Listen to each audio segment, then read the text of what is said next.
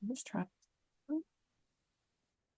trying to have a better, I'll go full screen. Oh, there we go. That's what I wanted to do. View. There we go. Slideshow. Okay, perfect. Great. Yeah. And we have a small group today, so we can keep it conversational. And, if you're going through certain things in your business, let's feel free to ask questions. You can just throw them in the chat, and Chin will kind of run the chat and just make sure that he'll kind of pop those things up to me, and we'll just have a chat. It shouldn't take too long to go through the slides. I always love to kind of leave lots of time for discussing anyways. So yeah, today we're going to talk about effective recruiting and hiring. So I'm Charlyne. I'm the founder of Sova Operations. So I have 20 years experience in HR and business operations across industries. I've done it all when it comes to HR, business operations, a little bit of finance, a little bit of office management, cleaning out the fridge, everything. And I've spent the last 15 years helping Canada's tech ecosystem grow in various capacities.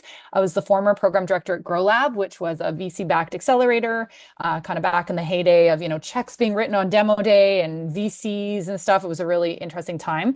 Also the founding director of career services at Lighthouse Labs, and helped set up all of the programs, processes, and people that helped get our students hired. So Lighthouse Labs offers boot camp style education for career changers largely, which is really great. I regularly am involved as a startup mentor and advisor. I'm head of community at Tech and People Network, which is an HR association that supports HR folks working in the tech. And I am deeply inspired by entrepreneurs and passionate about supporting growing companies. So I went on my own 3 years ago to be an entrepreneur myself, and essentially offer fractional and consulting services to early stage tech startups, doing everything from hiring to firing to helping them set up their people programs or working through sticky situations. And that's how you can get in touch with me if you'd like to later. Wonderful. So for the agenda today, I'm going to talk about when to hire, hiring options, how to attract talent, own your employer brand, running an effective interview process, tips and tricks, and leaving time for questions. So the first question is when the heck do I hire? So there's a couple indicators that it's time to hire. And the first is, the team is working too many hours. If your team is working too many hours and it's becoming the norm, it's a good time that, their plates might be full. And I always use the analogy of a plate. Everyone's got a plate, that plate fills up. And when that plate kind of tips over, you need another plate to catch it. And that's kind of how you look to grow. Now, it's very normal for plates to overfill, especially in early stage companies, for plates to overfill first. And then you get that next plate and you kind of figure out what that plate looks like. But essentially, once we hit a norm of everyone's always working too many hours, it's sometimes a good indication it's time to hire. And that, especially coupled, is missing key deadlines, because hiring costs money. And so when we're considering whether we should hire or not, we have to kind of think, what is the cost if we don't hire? So one, your team is working too many hours, you're dealing with potential burnout. How effective are people being if they're working too many hours too constantly? And then if they're missing key deadlines, that cost of not hiring actually starts outweighing the cost of hiring, and generally need to really consider hiring at that time. If the team is wearing too many different hats, so hiring a generalist, hiring a Swiss Army knife, a jack of all trades, definitely it's one of my value propositions. When I come into a business, I've, ran sales teams before. I've set up marketing programs. I know enough across the business to be dangerous, so to speak. But if you have people wearing too many hats, there's only so many hours in the day for us to spend time doing the things, and we can only be good at so many things. So at some point, your generalists start to get too spread too thin. People are unfocused and nothing's really getting done in a good, thorough way because people are just wearing too many hats. And that's a good indication that it's time to bring someone on, and maybe a good indication that it's time to hire a specialist. So someone who actually knows how to do digital marketing instead of the operations sales co-founder who was also doing digital marketing off the side of their desk and doing the best job that they can. That usually happens with quality declining. So you'll start to see that you just hit a cap. Digital marketing is a great one. It's one we probably all, even myself as a founder, me and ChatGPT and AI bots are quickly learning digital marketing. And, I'm doing it. I'm doing the things right now, but it's just going to hit a point where I've done all I can do, and I'm going to need an expert to help unlock me to that next level. And what I'm doing, the quality kind of to where I'm at is starting to decline. So good indication you need something. And that's that skills or level gap. So that shift from generalist to specialist, or the other one that I see is you hire junior and intermediate to kind of do things. So they know enough, or you hire junior because junior talent's easier and usually cheaper, and they just cap out on what they can do. And it's time to bring that senior in. It's time to bring that person who's the expert or who knows how to do the thing or take the thing to the next level. The other one is the founder and seniors team. Time could be spent better elsewhere. So this is the one that we all fall into. It's just faster if I do it myself, because there's that awkward time that if I have to hire someone, I hire an assistant, I hired a marketing person, I hire, a salesperson, I got to train them now. And I'm doing it anyways. But at the end of the day, if that's taking me 20 hours a week or 10 hours a week, and I all of a sudden had 10 hours a week of my time freed up, what could I be doing as a founder? What could I be doing as a senior? And I actually see this with devs a lot. Sometimes we'll hire a really senior dev, or, the founder's technical, and they're doing all the things, because a senior can do, A to Z, obviously. But if that senior is spending a lot of time doing the lower level tasks, and if you freed them up by hiring them a junior or hiring someone, an assistant or whatever the case may be, what could that person be producing? What could that person be doing for the growth of the business if they had that extra time in their week? So all factors to kind of consider when to pull the trigger and to hire. So then you got to hire. So you have a few options for path forwards, and we'll talk about all 4 of these. So the first one is obviously full-time or contract employees. So these are employees, and employees, you have full control over their time. And I'll talk about the difference between an independent contractor and an employee. But essentially, an employee is, you're paying taxes on them. They're on a proper payroll system. You're giving them a T4 at the end of the year. You have full control over their time as an employer. You can say you need to work in this office from 9 to 5 or in this office from 8 to 4. And you have to pre-agree these things. You can't be switching up on your whim, but ultimately they kind of have to work in the way you want them to work. That's the benefit of an employee. The other thing is employees intend to, or there's implicit feeling of mutual commitment. So when you offer someone to be an employee, there's this commitment that you're taking them on payroll, that you're ready to commit to them, they're committing to you. There's kind of a stability, mutual stability there. There's expectations that come with that. So expectations of career growth. Your employee is going to want all of the people programs. Just because you're a small company doesn't mean that they don't want to grow, doesn't mean that they don't want career growth or salary growth or, benefits. And that might not be important to them at the beginning, and that's fine. And that's important. Your company might not be ready for that, but they're going to want these things down the road. So just making sure as you start to add more employees that you're starting to think about how can we give them kind of all the perks that come with employment in a way that makes sense for a small company. You don't need to roll out Google's career laddering plan if you're a company of 4, but you can absolutely take half an hour and have career conversations casually with them and maybe send an email note follow-up. So there's ways to kind of scale down programs, but you do want to kind of consider, if you're growing with employees, that eventually your employees want those things and they deserve those things. It does require payroll setup and tax remittance. So you do have to pay the tax man, and they are sticky about you doing that on time. So making sure that you have that set up. And it does require compliance with the Employment Standard Act, which is the ESA. There's a different Employment Standard Act for every province. I believe this hyperlink, I think I was smart enough and linked it to the Yukon. I did. And that's things like, required vacation days. Just, if you are going to let them go, you have to give them notice period. There's just rules when we hire employees. So just something to be mindful of. So the other option is a contractor. And this is the one that sometimes feels really easy for a startup.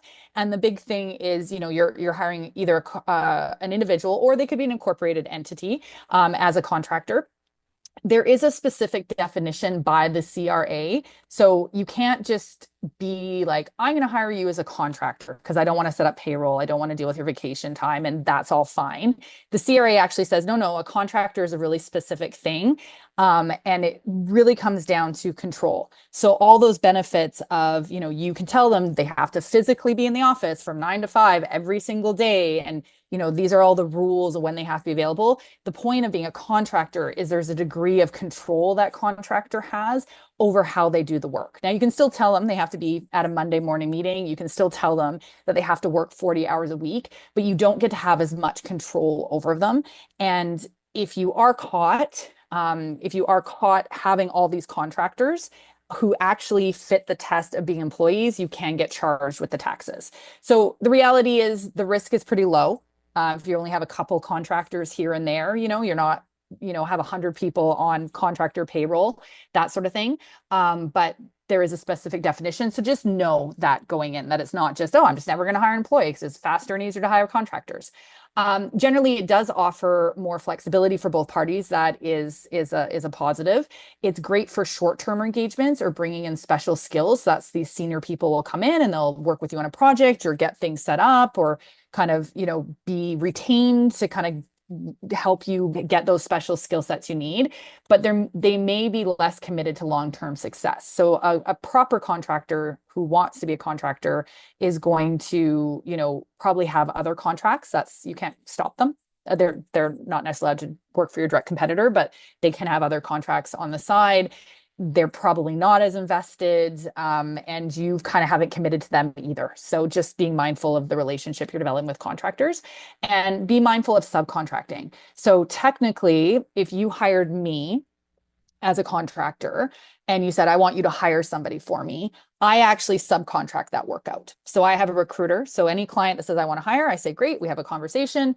It's my brand. It's me you're dealing with to kind of get started. And I'm going to send that over to my subcontractors. Now, my contracts are very upfront and honest, and they say that I have a subcontractor. So you know about it going in, but just be mindful, especially for developers. This is really common. You'll develop a relationship with a really senior person and they'll charge you, their $200 an hour, $150 an hour, or their monthly rate.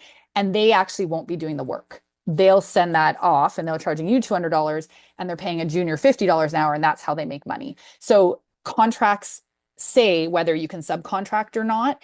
And you can absolutely ask, and you can absolutely say, I don't want you to subcontract. And they might say, listen, like if you told me you didn't want me to subcontract, I'd just be like, that's not how my business works anymore. Sorry, I'll help you find someone else.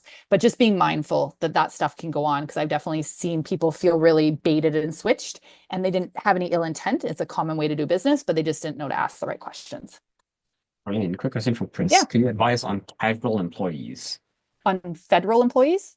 Casual employees. Oh, casual employees. Yeah. So casual meaning like part-time employees. Yeah, it's just a definition of the employees. So if we go back, oops, can I go back?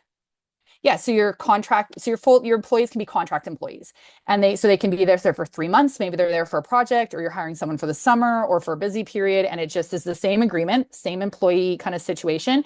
They just have an end date in the contract. Mat leave coverage is a common one, right? You're coming in for 1 year, you're doing this job for 1 year, you have a start date, you have an end date. Likewise, you can say you're only going to work 20 hours a week, or you're only going to work Mondays in the office. All that stuff is there. You just write it in the contract, as long as expectations are set and they're still an employee. So you're still going to take off their taxes, give them a T4, and you'd still be required to do stuff within ESA, which is all kind of prorated for less time or less hours. So you have to kind of get into the details if you are going down anything requiring you to look at ESA. And as I understand it, it's mostly like you mentioned, it's about the control. Like if you want to Yep. be able to tell someone like, oh, you have to work Yep. 9 to 5 every day, you have to use the office computer, then Yep. they're an employee. Yeah, exactly. It's not meant to scare anybody. Like I said, it's pretty low risk if you're just having a couple contractors. I get it, it's easier, but it's just something to consider and to know. And you can just Google CRA definition for employee, and you can see all like the sniff test, we call it. So yeah, nothing to scare you, but just know that there is a difference, and it's not arbitrary. So fractional support, that's a really common one, which is just a fancy way of saying part-time, part-time contractor, really. So these could be individuals or incorporated entities. That's what I offer. Sova is an incorporated entity. I do basically part-time HR, or I come in just to do one thing and then I get out. They're generally a contractor relationship. They're part-time, retained, or as needed. I sometimes say it's HR on speed dial for me. So I just get someone calling me and saying, hey, need to fire someone, need to talk through this situation. I just bill them for an hour of my time. And that's just kind of how that works. They're often very senior people, and it's often project based. So generally, like I said, I'll come in to hire someone. I'll come in to set up a performance management program. I'll come in to help you fire. I'll come in to help you redo your org chart. People will come in to help you raise money. Very defined scope. It's great strategy. It's a great option to get a heavy lift and then to hand over to the internal team. So I highly recommend using fractional folks when you need to set up strategy, but you don't need that strategy is not going to evolve over time, or you need the full-time person working on the strategy. So you could hire a fractional salesperson, for example. They're going to come in, they're going to define your playbook of how you sell, your customer journey, whatever it is they're going to do in that scope. And they're going to set that up. They're going to run that process. They're going to document that process. And then they can actually hand that process over to someone internal. So it's a great way to kind of level up your intermediate junior talent, and making sure that they're doing things the right way. And then, they do the heavy lift, they leave, they're available on demand usually. And oftentimes they'll hire and train. So I come in to do this all the time. I'll come into like a 15, 20 person company.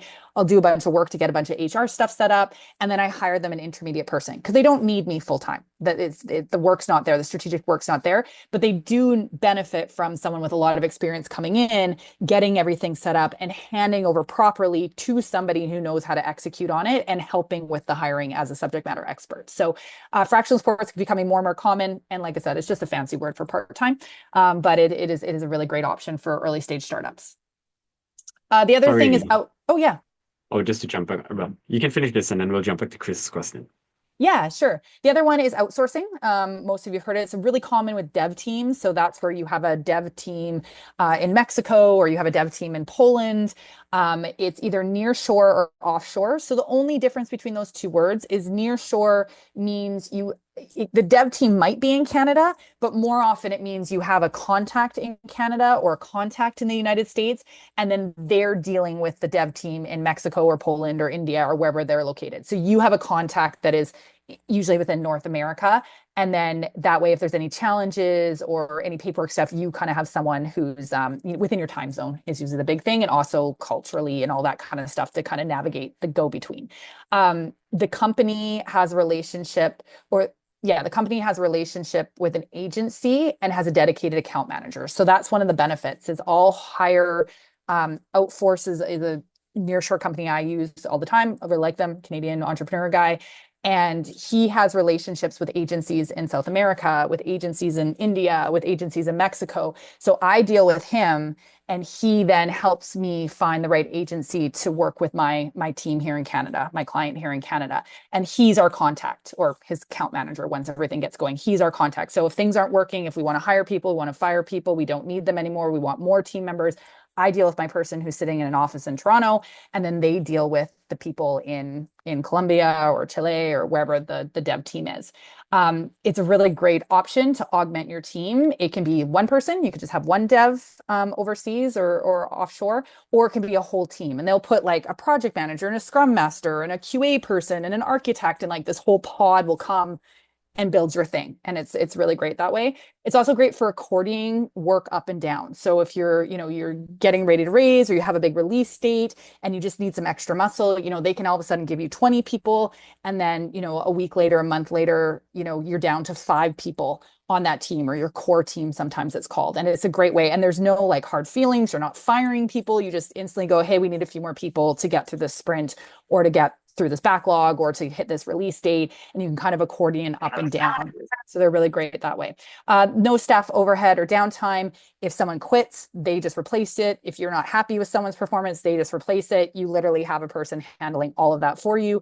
And generally for your team, I've used them a lot. I've used offshore quite a bit, and nearshore quite a bit. For your team, it's not as stressful. Like, oh, so-and-so left the company. Like, oh, well, they were part of our augmented dev team. It's not the big, same dramatic or emotional thing as if, someone gets fired, because it's just a lot more norm. So, and you can integrate them into your team as much as you want. So we had a team that they came to our Friday socials. We had online socials every Friday. They were there. We had hopes, we never got there as a company, but we had hopes to have them come to Canada as part of our offsite at one point. We were talking about maybe going to Mexico where the team was. So you can have them completely integrated with your team and it feels like they're part of your team, or you can literally have them on the side where, your devs may or may not be working with the full team, depending on how you structure things. So it offers a lot of flexibility and often lower cost, just because you're dealing with offshore wages as opposed to North American wages for technical talent. All right. So yeah, before we move on, is there any questions? Yeah, Chris's question was considering an employee with variable hours. And I think if I try to address that, the the big difference whether you consider the person as an employee versus contractor is mostly about how you want to engage with that person. Like if you're thinking getting the person long term, if you want to have more control, and again, control isn't a bad word, but let's say, for example, if you're like, no, I want it to be done in this specific way, you're not allowed to use AI tools, because of security and this and that, then maybe you might position that person as an employee. And if you're like, oh, you know what, I just care about the output, I don't care how you get it done, then it's more about being the contractor kind of thing.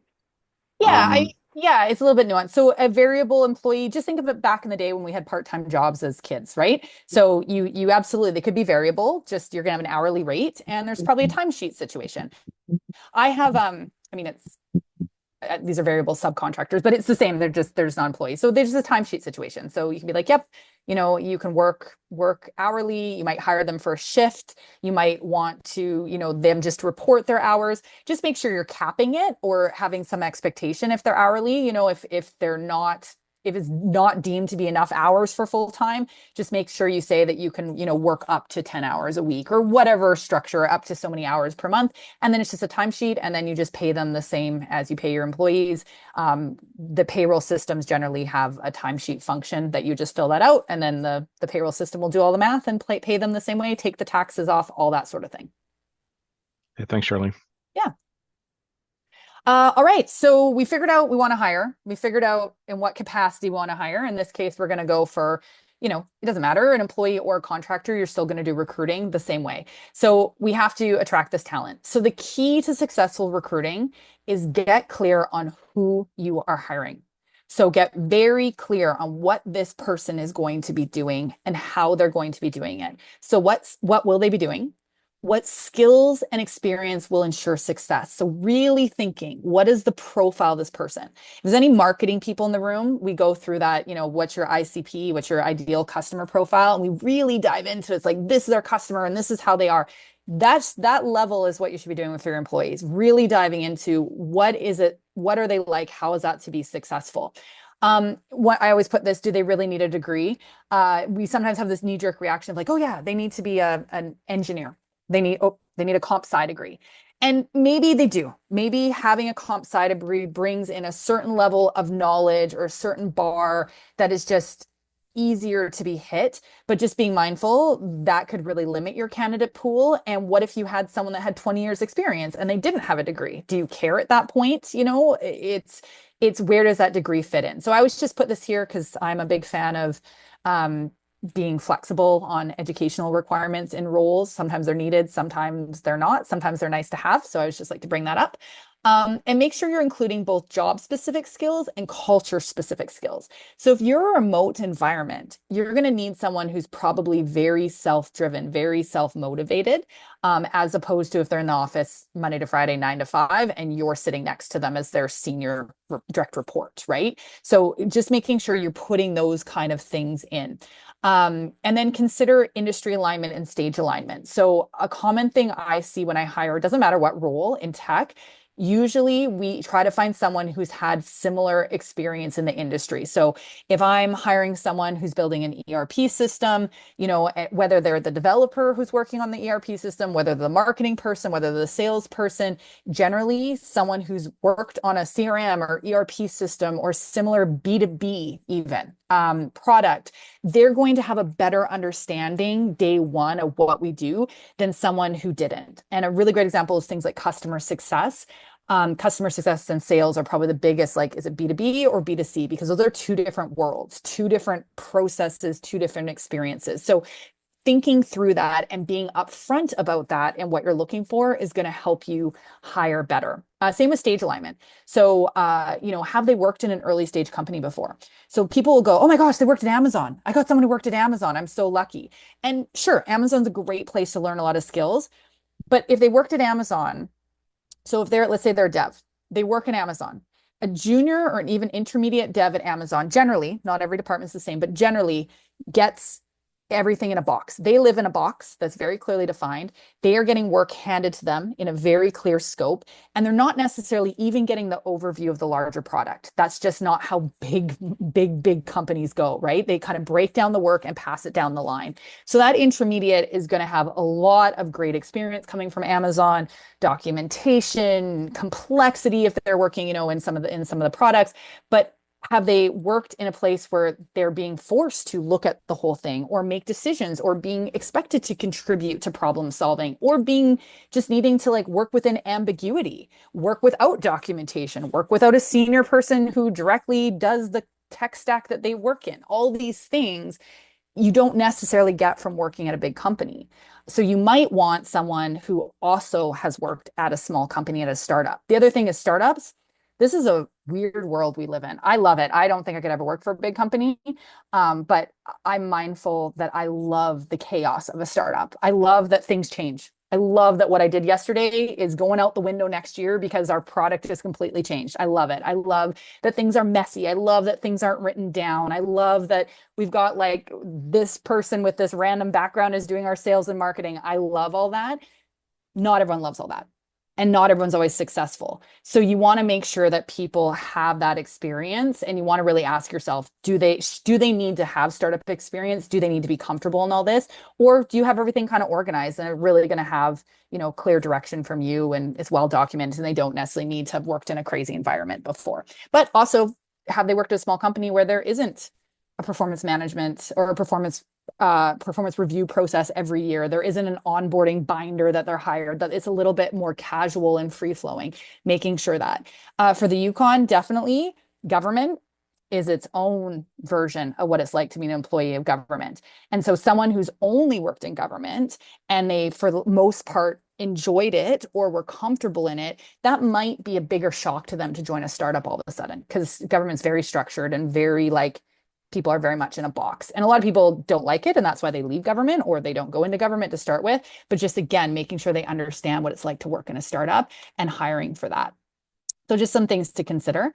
The other one is, I would say, hire horses and not unicorns. So I actually just did a post on LinkedIn about this. So, it's like, oh, I want the senior dev who also can help with graphic design, who also can do our database work, who, is familiar with AI, ML programming.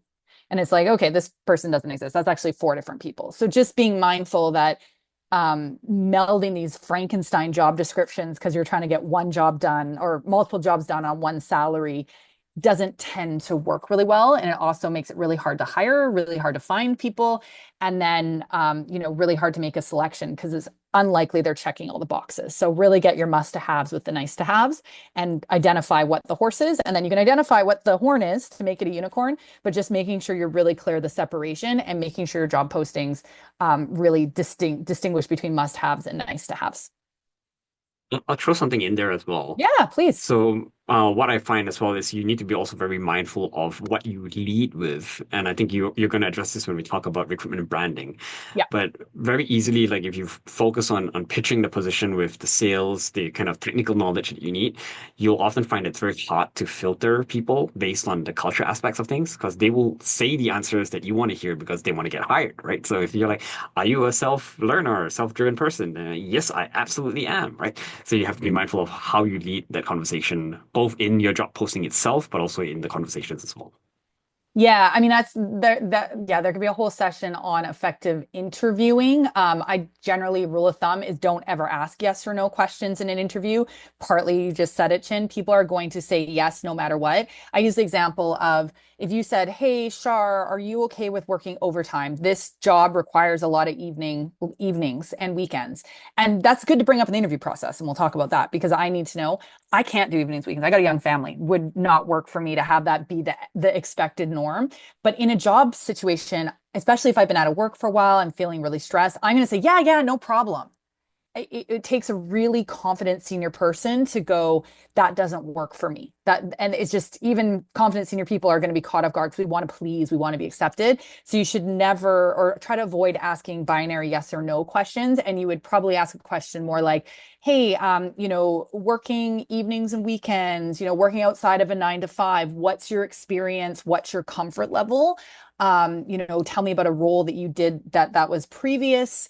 You just kind of want to get them talking. And I always say, let them give you the wrong answer. Set it up that it's safe for them to give you the wrong answer. And if they give you the wrong answer, that's good, because it means they were honest about it. Whereas if you try to just go yes or no. They're going to say, yes, I can work overtime all the time. Or you kind of just go, hey, what's your ideal situation? Because they go, well, ideally, I've got a kid and I wouldn't work very much overtime, but I could occasionally. Or they might go, oh, yeah, I work in startups. What is 9 to 5? Like I sleep at the office, and they just will kind of be more open and give you the real answer. So yeah, I'm not going super into the nitty gritty of interviewing, but generally quick yes or no questions are generally not super helpful to that exact point. Really recommend this book. I have no affiliation with it. I just find it's a really easy book to read.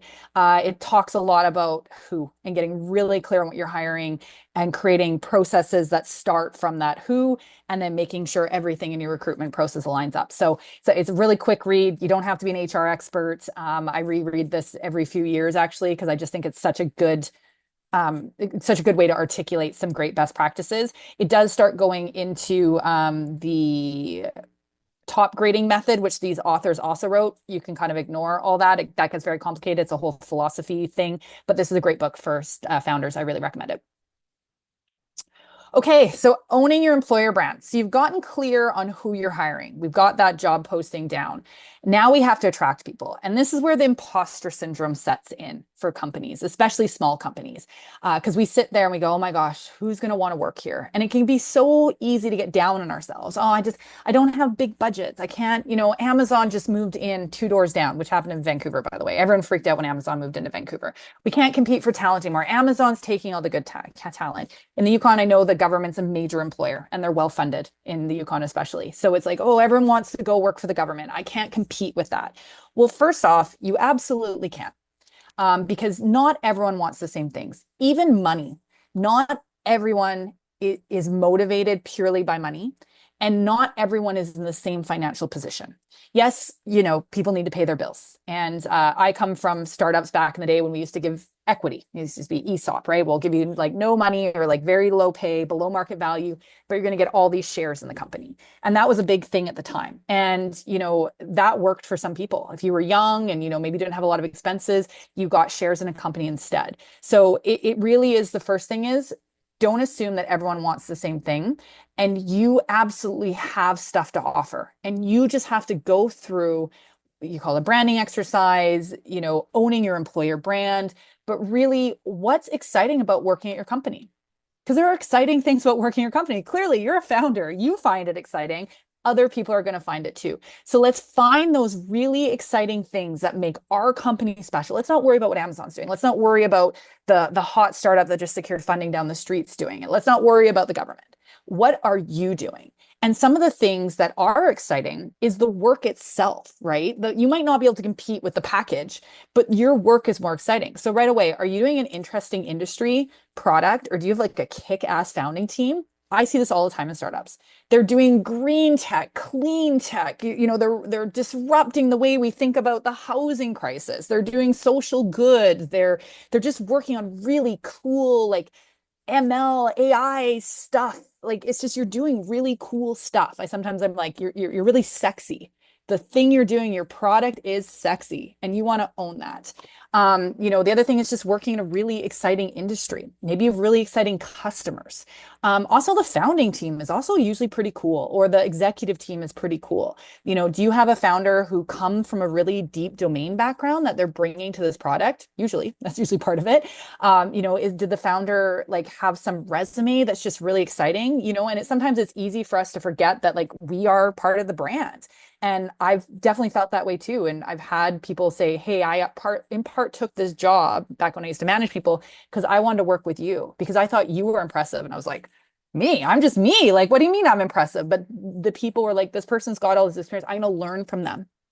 And that was a reason to maybe take a pay cut to come work at, Lighthouse Labs. We didn't pay market value. It was a startup for many, many years. And so we had to get people in other ways. The other thing is chance to have ownership and impact on your work. We just talked about both the government and Amazon. There's not a lot of ownership or impact, especially when you're junior and intermediate in those bigger companies. They're just more structured. It's not that they don't want to give that to you. It's just you can't operate with everyone touching all the things when there's, 5,000 people.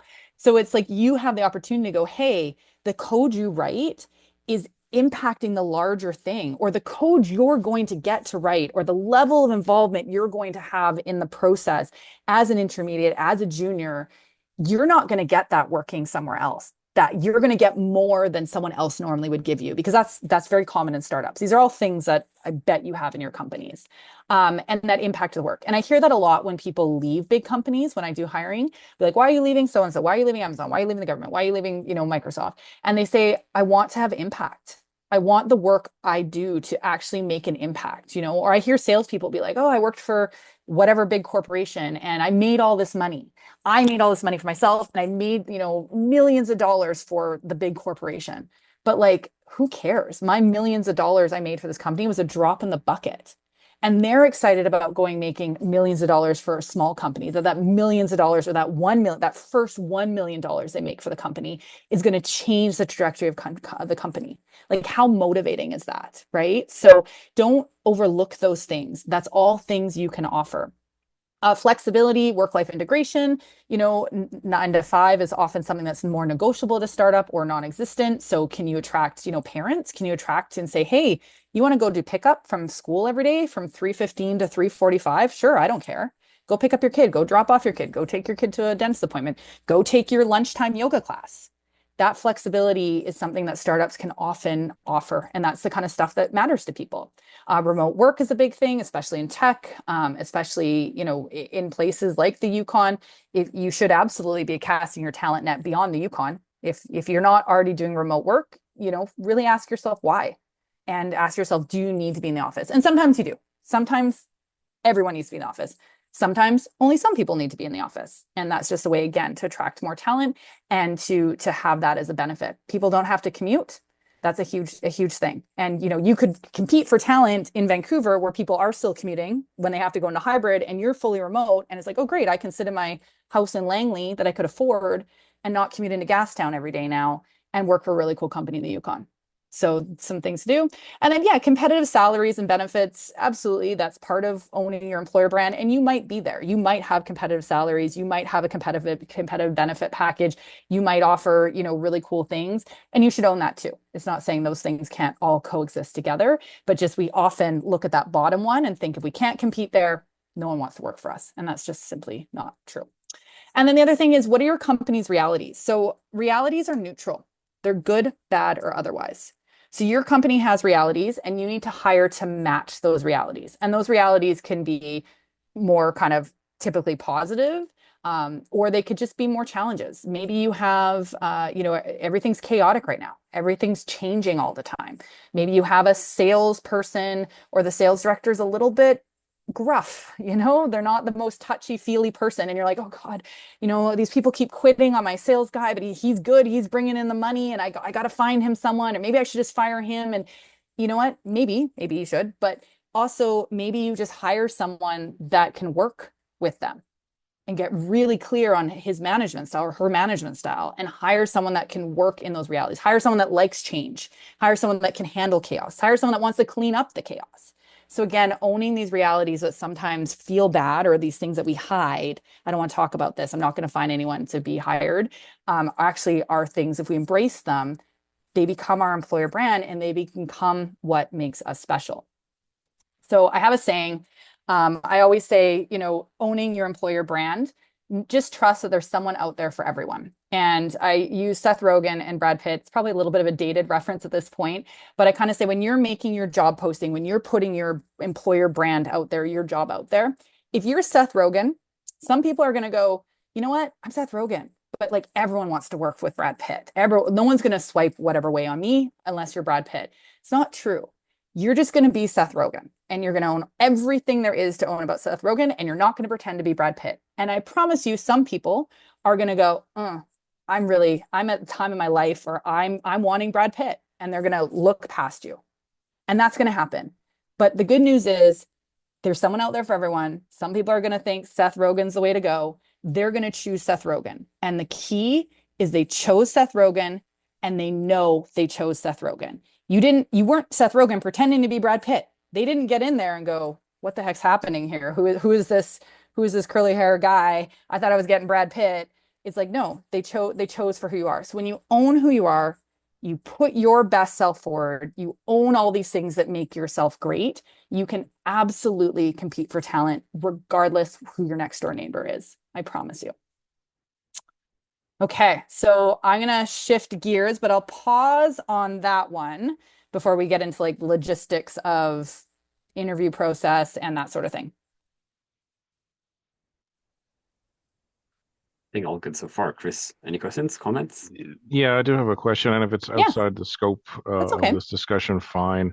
Um, Maybe the context is I'm a one-person consulting firm Yep. looking at going from one to two, and if you have any general advice there. But also, you know, evaluating the soft skills. Mhm.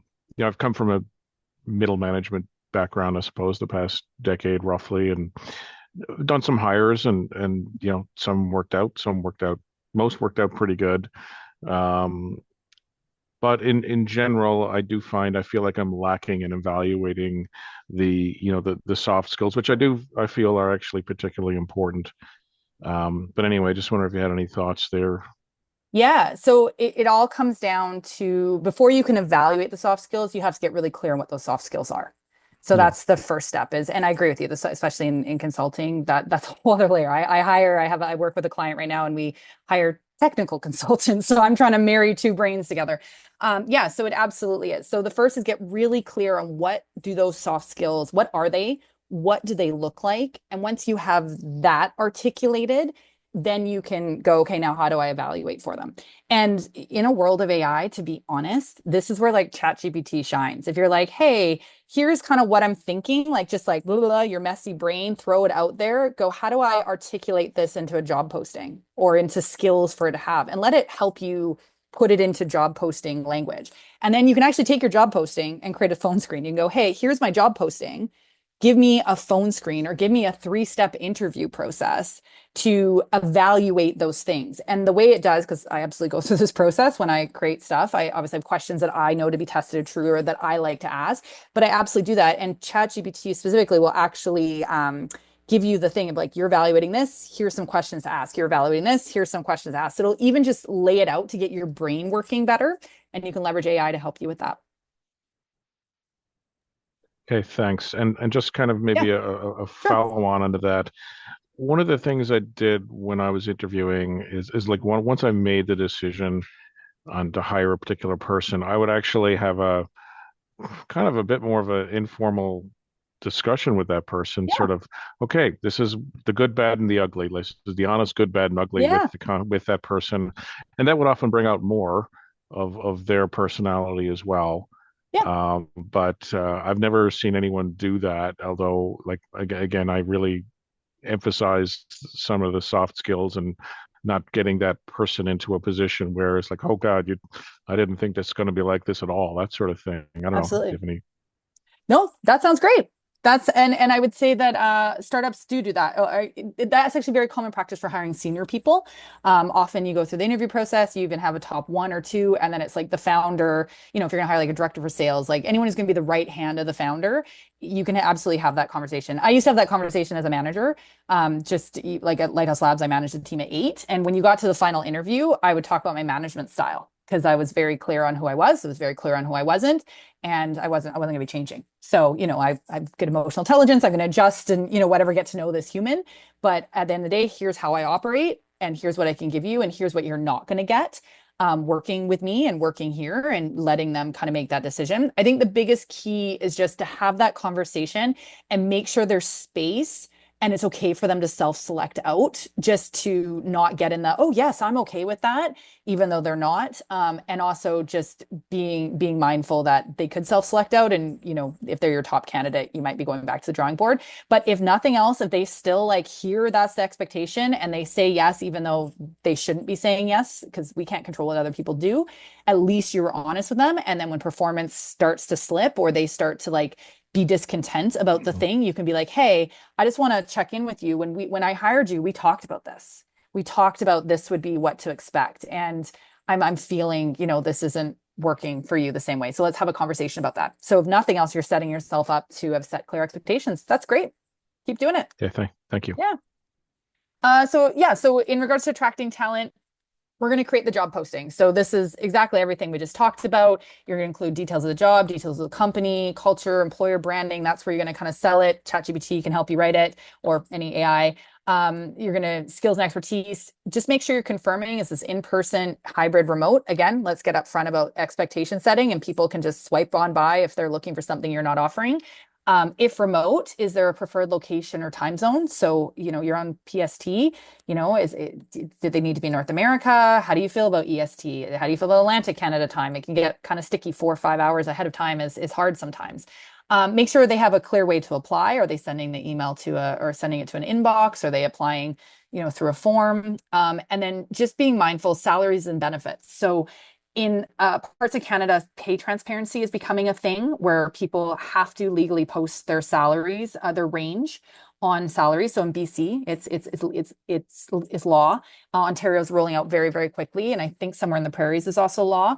So just be mindful, it's not law yet in the Yukon, but I'm actually a big fan of it. It's kind of scary at first, but again, if you only have $60,000 or $100,000 to give, or X amount of dollars per hour, and you're putting that on your job posting, you're putting a range that you're kind of flexible with. If somebody wants more, then they're either going to not swipe on you, or they're going to come into the conversation at least knowing. And then it just makes the conversation so much easier. Because then when they say, "Oh, this is my salary expectation," you'd be like, "The job was posted at this. Like, I don't have that to give you," right? So just kind of curious about that. So just being mindful, and then just being mindful that if you choose not to do it, because you don't have to, if the person's likely to work for, in the Yukon, that the candidates are seeing other positions, which is also a great way to do some market research on what people are paying. But so then once you have your job posting, the biggest thing you want to do is scream it from the rooftops. If nobody knows you're hiring, nobody can apply. And the power is in second degree connection. So making sure that everyone knows your co-working space, everyone in that co-working space should know that you're hiring, because they know people, and then those people know people, right? Everyone, you just want to make sure that everyone knows, because that's how it's going to happen. So power second degree connections right away. Don't go, "I don't know any salespeople." It doesn't matter. Does the dev next to you know some salespeople? Maybe, right? So tell the dev next to you, even though they're not a salesperson. Make sure you're adding it to company websites, socials, LinkedIn. Ensure your employees know, ask them to share, or just like your advisors, all those kind of things, ask them to share. Share with job boards or board members, mentors. Again, anyone, scream from the rooftops. They need to know you're hiring, and obviously post to job boards when needed to. So that's the big thing. And I see a lot of people make that mistake. They just don't post it, or they post it on their website, and then that's kind of it, and it just lives there, and they're like, "Why is no one applying?" And then you're going to run an effective recruitment process. So essentially, you're going to assess 3 things in any recruitment process. So the first is, can they do the job? So job-specific skills and experiences include technical skills and ways of working, or sometimes we call those soft skills. Or again, I'm comfortable with ambiguity. I'm comfortable, not having a direct manager, being cross-functionally managed, those kind of things. I'm proactive. That's all ways of working. Consider the job today and the job tomorrow. So you're hiring a mid-level person today, but hopefully they'll have room to grow. They'll be kind of in that middle point to kind of grow with the company. Or if it's unlikely for there to be a growth, then maybe you want to hire a little bit more junior, just so that people feel like they're growing. And then the next one is that, do they want the job? And that's what we kind of talked about, giving people the ability to say the wrong answer. So you want to make sure there's alignment with the company and the job and those realities. And that's that part of the interview process. And then, do we want them to do the job? So that's kind of that third question. If they can they do the job? Do they want the job? So do they want to work remote for a startup in this time that we're in, and and be comfortable with the overtime situation? Do they want the job? And then next is, overall, do you want them to do the job? Do you feel like they're a good fit with the role, the team, the company? They're aligning with where you're wanting to go. They're bringing the skills necessary, and you are excited to work with them. Typical interview process has 3 or 4 steps. This is, again, the typical one. It can be more or less depending. But you have a phone screen where you're going to clarify, confirm the resume. So you're looking at a resume, and obviously we got to kind of identify what this even means. So you're going to confirm that. Confirm the experience. So did they work here? What role did they play? What did they work on? Overall initial assessments may focus a little bit on cultural fit in the phone screen. I do a lot of cultural fit in my phone screens because then I'm passing it to a technical hiring manager. So I front load culture on it. Then you're going to make sure you're covering things like logistics. So availability for travel, start date, work authorization, and asking salary expectations. Even if you're not posting it, you're going to ask salary expectations in the first phone screen. If they are over your salary expectations, you need to have a think about it. Doesn't mean it's a no, but you can't move someone along the process when you know they were 20K over asking, just assume you'll negotiate at the end. So always ask up front. If there's multiple hiring managers and everyone knows people's salary, I actually get everyone to ask the salary expectations because it's sometimes interesting to hear if you get the same number, and it just gives you a better reality going into the negotiation. After the phone screen, you're going to do a skills interview usually. So assessment of the skills from the subject matter expert. Sometimes these are the technical tests. It should also align with culture alignment questions. And the goal here is to shortlist. Usually we always want to go from like 20 phone screens to 10 skills interviews. And then we're really going to want to get to like a top 3 or 4 ideally. Now, if you're not there yet, that's fine. You have this deep dive team interview to kind of bring you in further to the skills assessment, but we really want to be shortlisting. It's not helpful to have 5 candidates in the final interview stage and have to make a decision. You want a top 2, maybe 3 in the final one, if not even a top 1, a clear top 1 and maybe a backup. That second one is going to be a deeper dive for further skills assessment. Additional team members may assess as we're going to maybe ask someone else's opinion. Again, maybe used for culture alignment interview, if not covered before. So you may want to deep dive with the skills after a very technical interview, for example. And if you got them to do an assignment or take home, sometimes we review that assignment in that interview. So that assignment or take home test can happen in any of the stages. Sometimes that skills interview will be a take-home test afterwards, and then you follow up and go, hey, how was it? Let's talk about it. Let's review your answers, that kind of thing. And then a final interview. So like I said, top 1 or 2 candidates, ideally, review of assignment, if applicable, sometimes in that. Often includes a more senior person, or often the founder is signing off. Very common. I highly recommend it. First 40 hires even, founder meets every single person in the door, even just for a quick meet the founder for the sake of the new employee, but the founder should be involved. Maybe more custom and discussion-based conversation, that final interview. So Chris, exactly like you said, that final interview is less about a template and more let's have a real conversation because you're my top candidate. And it's a chance for the candidate to ask questions. Make sure you give them that opportunity. Usually in the final interview, they're going to be more upfront because it's like, they've kind of passed all the selection piece. They're feeling more confident. So that's when you have real conversations. And you're going to confirm decision timelines in the final interview. When are you making a decision by? When is this person likely to start, and sticking to it? Just for tips for success as we come up at the top of the hour here. So time to hire is your biggest advantage. So know your process and be prepared to move quickly. I'm actually doing a bunch of series posts on LinkedIn right now, all around recruitment realities, and a lot of it's around time to hire and just what are the low cost ways you can be competitive. Well, time to hire is your biggest advantage and doesn't cost anything. It's you being organized on the back end. Doesn't cost you anything to compete. And the faster you can put a job offer in someone else's hand versus your competitor down the street, more likely they are to sign with you.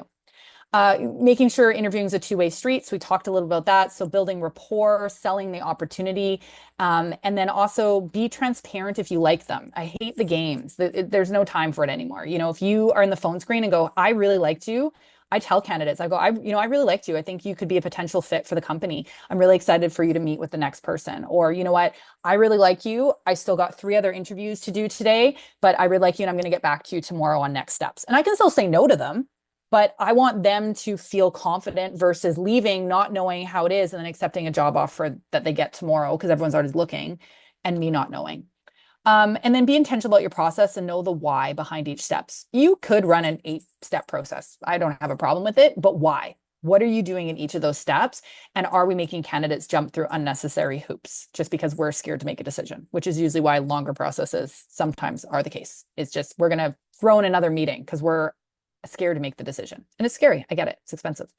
And then always confirm in the phone screens. And I have a thing saying, don't test the BMW if your budget is a Kia. So if they want 100K and you budgeted 75, Yeah, I wouldn't even put those people forward to my hiring managers. I would just let my hiring manager know the salary expectation's way too high. And then if the hiring manager digs in and asks and they make the decision to meet with them, the understanding is that we have flexibility in our budget. Focusing on that. Yeah. So on the other side of the picture, when Yeah. I attend sessions where, let's say, a recruiter is telling someone how to get a job, they often tell the candidate, like, hey, you want to anchor higher, you want to talk about higher salary expectation. What if sometimes the candidate is willing to go lower, but they're throwing that number out there because they expect that maybe you have a bigger budget or yeah. I mean, this is why I love pay transparency. I really like how pay transparency is. I mean, at the end of the day, yeah, I don't know. I don't prescribe that the world is this place trying to screw you over and trying to lowball you in a job offer. Sure, maybe there are some people that are like, I'm gonna get 20 grand less for them or whatever, but I really don't think that's the case. One, you need to know your skills. And also, again, money isn't everyone's everything. So if this is a startup and I want to work and have this great experience, and then I'm going to price myself out, did I really care? Or was I happy taking that amount below? This, like, you should be making this much. It's like, I don't know what that means. It's so personal to everybody. So what I usually say is, as a candidate, you need to know the market. And that's the great thing about pay transparency now. And then I advise candidates to know your budget, know your financial motivations, right? So I usually advise candidates to say, I'm most comfortable here.